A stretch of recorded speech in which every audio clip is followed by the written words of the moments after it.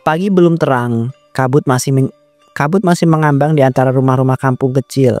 Tapi asap di dapur warung Bu Iya sudah mengepul kemana-mana. Bau nasi bejek yang gurih memang tak pernah gagal menggoda warga sekitar.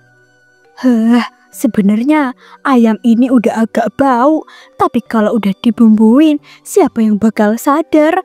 Walaupun udah dipanasin berkali-kali juga, orang-orang tetap gak peduli ayamnya masih layak atau enggak. Yang penting perut mereka pada kenyang. Maaf ya Pak, Ibu harus gini sekarang. Rumah sakit mahal, obat mahal.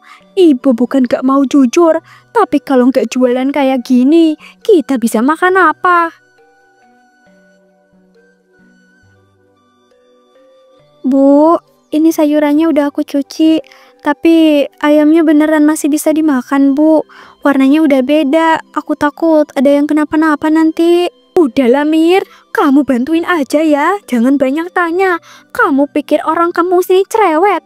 Yang penting dapat banyak, murah sama pedes. Dulu ibu nggak gini. Dulu masaknya penuh senyum, bumbunya disiram doa. Sekarang malah penuh marah-marah. Iya Bu, maaf. Tapi kemarin tuh si Bu Eni bilang abis makan dari sini perutnya langsung mulus-mulus. Mules apaan? Orang perut dia aja yang sensi. Lagian tuh orang dari dulu nyari-nyari alasan. Gak usah nuduh Mir, saya masak bersih kok.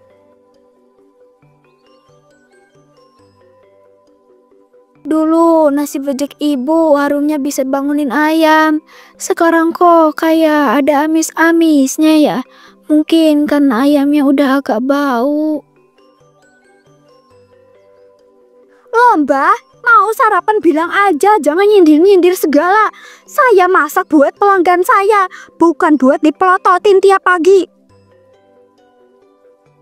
Bu, udah, jangan dijawab.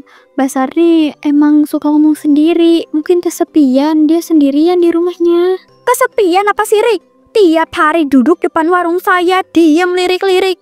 Jangan-jangan dia yang bikin nasi saya jadi sering dikomplain akhir-akhir ini. Lalu datanglah Pak RT. Assalamualaikum Bu Iya. Weh, masih pagi udah ramai aja ya. Bau nasinya loh nyampe musola, bikin saya itu nggak fokus ngaji tadi. Waalaikumsalam Pak RW. Iya nih, dagangan saya kan gak bisa libur. Suami saya lagi sakit, jadi saya yang harus muter otak cari duit. Alhamdulillah masih rame yang beli. Ya rezeki mah gak kemana Bu. Tapi inget juga jangan sampai karena kepepet yang disajiin malah jadi bahaya. Apalagi buat warga sendiri, ya kan? Aduh Pak RW, saya kan udah biasa masak. Orang kampung sini juga udah pada langganan. Kalau ada yang mules ya bisa jadi salah makan sambal. Saya nggak mungkin ngasih yang nggak layak. Tapi Bu, ayamnya beneran 2 hari. Aku lihat kemarin belum masuk ke kulkas. Mira, mau bantu atau jadi hakim sih kamu? Saya masak dari sebelum kamu bisa jalan. Anak ini lama-lama bikin pusing. Semua orang sekarang serba curiga. Padahal saya cuma pengen dagang. Kalau udah waktunya yang busuk bakal ketahuan. Rezeki itu nggak bisa ditutupin. Tapi kalau sombong suka digeser pelan-pelan sama Gusti. Ya udah Mbah, duduk aja terus itu.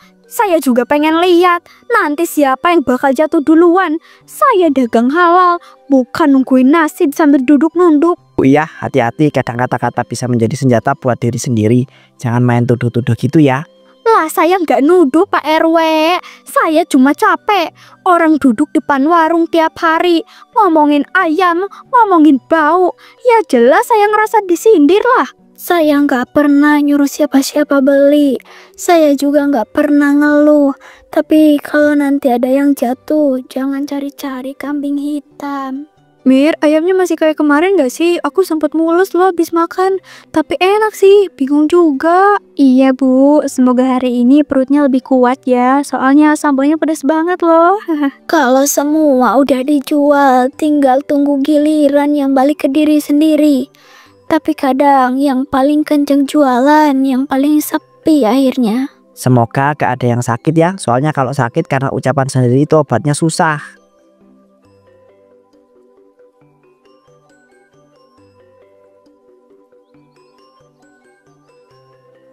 Warung Bu Iyah masih berdiri dengan kokoh, tapi bisik-bisik mulai muncul dari para warga yang perutnya nyeri semalaman. Dan dari balik senyum pura-pura, Mira mulai sadar sesuatu tidak beres dari dapur tersebut.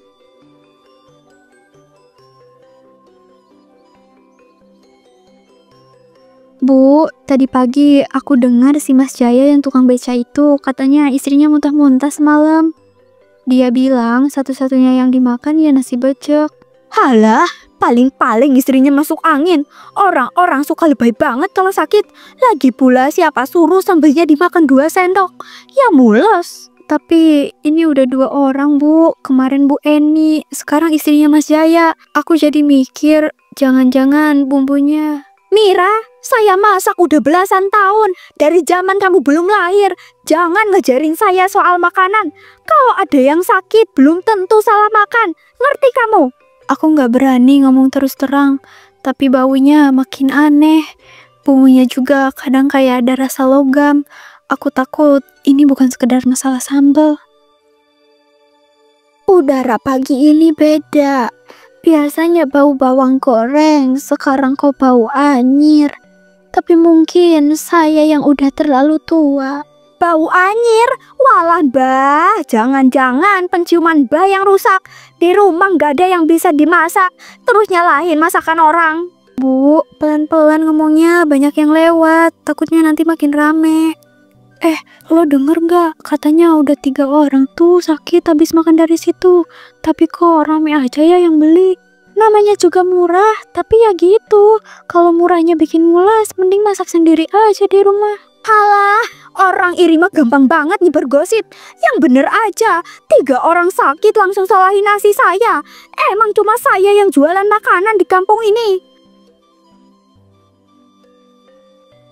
Bu Iyah, saya juga dengar itu warga ada yang mengeluh. Saya itu nggak menuduh, tapi mohon dikontrol benar-benar ya.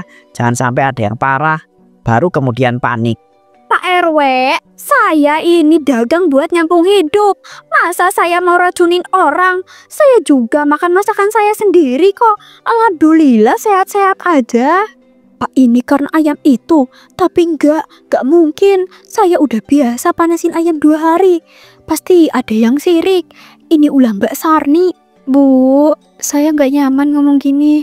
Tapi saya rasa ayam-ayam itu udah nggak layak. Bahkan minyak gorengnya aja kru banget. Saya tahu kamu bantuin saya karena kasihan. Tapi jangan sok lebih pinter dari saya ya Mira. Kalau kamu nggak sering, silakan pulang. Saya bisa masak sendiri. Ngomong kasar ke anak baik itu bikin dagangan makin pahit loh Bu. Halah Mbah, diem ya. Saya udah cukup sabar. Jangan pura-pura bijak deh. Tiap hari duduk depan warung saya lirik-lirik.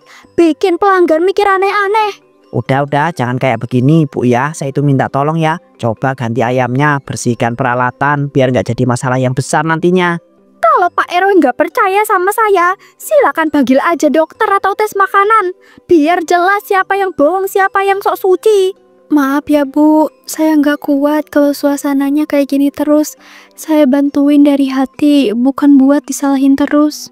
Bu ya, saya pesen 1 ya. Tapi ayamnya ada yang baru nggak? Soalnya saya baru sembuh dari mules. Tenang aja Bu, ini ayamnya fresh dari pasar. Pasar 2 hari lalu maksudnya. Hahaha. Duh, makin aneh aja ya jawabnya. Ayam 2 hari dibilang fresh. Ini mah cari gara-gara perut orang. Saya cuma duduk. Tapi dosa yang lewat malah dilempar ke saya. Dunia ini makin sempit. Mereka semua jahat. Saya cuma mau bertahan. Tapi kenapa semuanya nuduh saya? Kenapa bukan Mbak Sarni aja yang disalahin?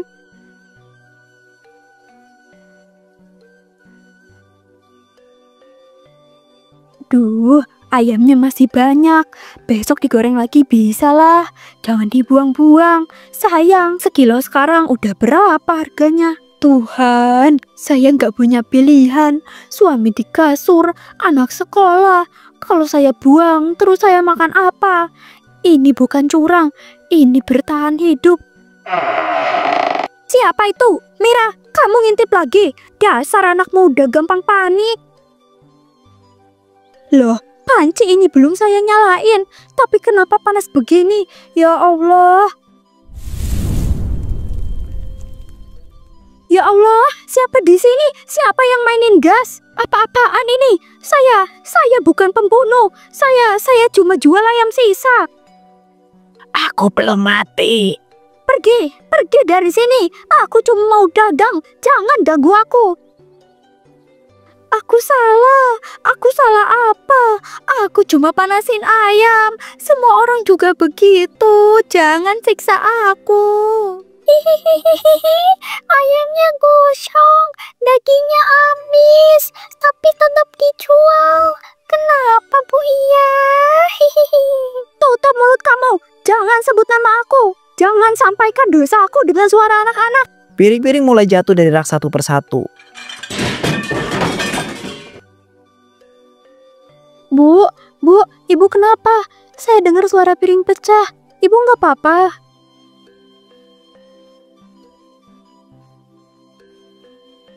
Mira, tolong Ibu. Dapurku kompornya nyala sendiri. Ada suara ayam, ada bayangan hitam. Bu, lampunya aman kok. Kompornya juga mati. Dapur Ibu aman dari tadi. Saya ngintip dari jendela, gak ada api. Kamu bohong. Saya lihat sendiri. Dandang jatuh, ada ayam matanya merah, darahnya netes ke nasi. Mira jongkok menyentuh lantai, tangannya menempel cairan seperti oli bercampur dengan darah. Bu, ini apa? Ini bukan kuah. Baunya kayak besi kebakar. Ini nggak wajar. Ini bukan dapur. Ini udah jadi tempat kutukan. Tapi kutukan dari siapa? Itu dari Mbak Sarni. Dia yang kirim ini semua. Dia yang bikin dagangan aku dikutuk. Mbak Sarni nggak keluar rumah 2 hari, Bu. Dia nggak makan, dia nggak punya siapa-siapa. Masa iya orang sekarat punya tenaga buat nyantet? Dia itu cuma pura-pura. Dia duduk depan warung saya tiap hari. Dia mandang saya terus. Dia kirim ayam-ayam neraka itu buat ngancam saya. Bu, bulu ayam jatuh dari mana? Di atas kita nggak ada apa-apa, Bu. Sudah cukup, saya nyerah. Apa yang kalian mau? Bu, ini bukan soal ayam. Ini bukan soal Mbak Sarni. Ini soal Ibu yang nggak mau aku salah. Aku cuma mau bertahan hidup, Mir. Aku nggak tahu harus gimana. Tapi sekarang bukan cuma hidup Ibu yang terancam. Ini kayaknya udah lebih dari sekedar ajab.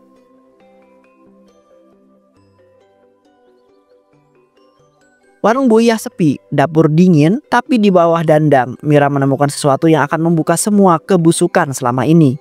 Ini bukan kotoran ayam. Ini semacam bungkusan, kayak dibungkus kain kapan kecil. Ada bubuk hitam dan baunya tajam banget. Ya Allah, ini bukan sisa bumbu. Ini kayak guna-guna. Tapi siapa yang naruh?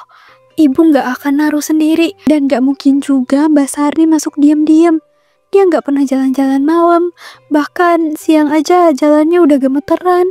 Selama ini aku curiga sama Mbak Sarni. Tapi dia nggak pernah balas makian. Nggak pernah marah. Padahal tiap hari dihina. Kalau ini beneran santet, jangan-jangan ada yang sengaja jebak Bu Iyah.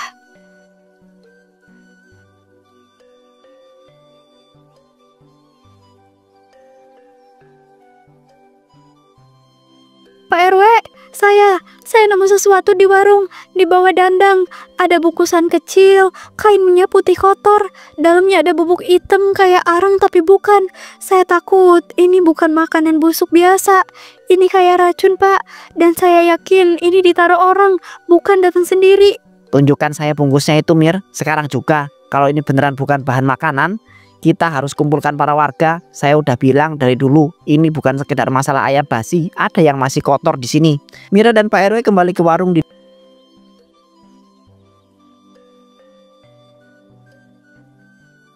Saya lihat api semalam, Pak. Api yang bukan dari kompor. Saya dengar suara ayam, suara tertawa. Tapi sekarang gak ada bukti. Semua hilang. Saya gak tahu lagi. Saya takut. Saya kayak diincar sesuatu. Tapi kalau bukan dari Mbak Sarni, lalu dari siapa? Ini, Bu. Saya nemu ini tadi di bawah Dandang. Ibu tahu ini apa? Saya nggak nuduh, tapi saya yakin ini bukan milik ibu. Dan ini bukan kotoran biasa. Ada bau tajam, mirip belerang. Saya nggak pernah naruh barang kayak gitu, Mir. Bahkan saya nggak tahu itu apa. Saya cuma pengen dagang. Ya Allah, kalau ini kutukan, kenapa saya yang kena? Saya pernah lihat seseorang masuk ke dalam malam-malam. Dari celah itu saya pikir maling ayam. Tapi sekarang saya itu curiga. Mira, kamu bilang kamu sering bersihin dapur pagi-pagi. Pernah lihat bekas kaki atau pintu terbuka? Iya, Pak. Saya kira itu bekas kucing. Tapi beberapa kali saya lihat bekas tapak sepatu kotor. Kecil, kayak sepatu sendal cowok.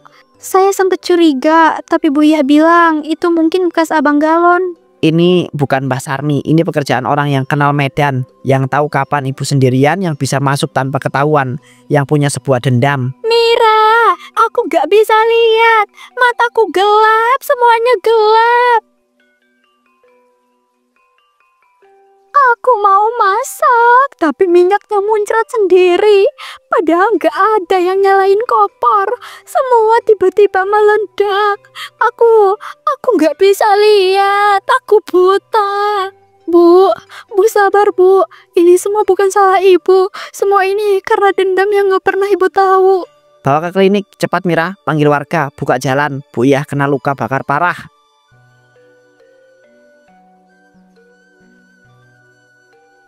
Saat warga mulai berkumpul, kabar tersebar dengan cepat. Dan sore itu satu nama disebut lagi, Pak Den, penjual mie ayam yang warungnya tutup sejak 2 minggu yang lalu. Si Pak Den tuh dulu sempat ribut sama Bu Iyah kan, gara-gara rebutan pelanggan. Terus tiba-tiba warungnya sepi. Dia bilang dagangan dia kena santet, tapi nggak pernah buktiin, lalu ngilang gitu aja. Iya, dan aku pernah lihat dia berdiri malam-malam depan warung ini. Dia ngeliatin warung Bu Iya dari kejauhan. Aku pikir dia cuma iri, tapi ternyata... Jadi kalian semua kumpul mau ngapain? Mau nuduh saya? Mau bilang saya itu tukang racun? Saya ini orang yang dizolimi. Saya dulu jual mie ayam di sini sebelum Bu Iyah datang. Dia tuh mengambil semua pelanggan saya. Tiap hari dia tuh bilang mie ayam saya itu amis, gak bersih, gak enak. Orang-orang pergi dan saya itu kelaparan. Pak Den, saya memang pernah ngomong gitu. Tapi saya nggak pernah larang orang beli mie ayam Bapak. Kalau mie Bapak enak, orang pasti balik sendiri. Gak segampang itu. Saya itu berusaha, tapi tiap pagi suara ibu itu lebih keras dari doa subuh. Nasi becek paling enak, mie ayam yang sana amis. Apa itu bukan racun? Racun buat usaha saya itu. Tapi bukan berarti Bapak bisa balas pakai racun beneran. Tadi saya nemuin bungkusan di dapur, di bawah dandang. Dan cuma Bapak orang yang tahu celah belakang warung yang bisa masukin diam-diam. Ah, jadi kamu itu nemu ya? Saya itu cuma pengen kasih pelajaran biar ibu itu rasakan gimana rasanya kehilangan para pembeli. Biar warungnya itu sepi, biar dia itu tahu lidah itu bisa lebih tajam daripada pisau. Pak Den, Anda mengaku Anda yang menaruh bungkusan itu. Anda yang bikin warga sakit, yang menyebar racun itu secara lambat. Saya itu gak menyebar racun, saya itu cuma tabur bubuk herbal pencuci perut. Biar orang itu mules, biar kapok. Saya tahu dosisnya, tapi ya mungkin saja saya salah hitung. Saya itu cuma mau ibu itu merasakan jadi saya sendirian dan dihina. Saya salah, saya terlalu sombong. Saya pikir saya paling hebat. Saya pikir suara saya bisa bawa rezeki. Tapi ternyata suara saya nyakitin orang. Maaf Pak Den, saya yang minta maaf duluan. Tapi sekarang nasi becek itu pun udah basi, udah dimakan azabnya sendiri. Dan dari warung kecil yang pernah ramai itu, warga belajar satu hal. Kadang yang kita kira santet cuma dendam yang nyempil di sela-sela wajan. Tapi sebegitu dikasih ruang, ia bukan cuma menghitamkan lauk, tapi juga hati.